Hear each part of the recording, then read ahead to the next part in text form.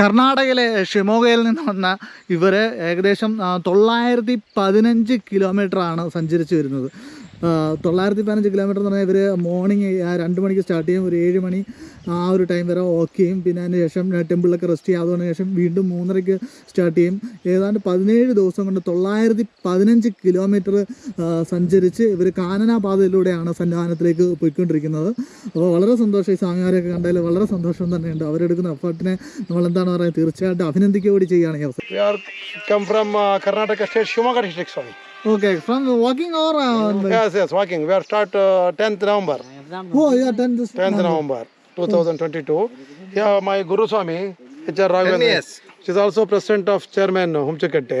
10 years continue walking. Okay. We are all 2, 3, 4, 5, 6. Okay okay. നിങ്ങൾ കർണാടകയിലെ ഷിമോഗയിൽ നിന്ന് വന്ന ആളുകളാണ്. അവിടുന്ന് നടന്നു വരികയാണല്ലേ? നവംബർ 10 യാത്ര ചെയ്ത് നമ്മളിന്ന് വീഡിയോ ഷൂട്ട് ചെയ്യുന്നത് നവംബർ 25-നാണ്. അപ്പോൾ എന്തായാലും സ്വാമിമാർക്കെല്ലാം വലിയൊരു ആശംസ.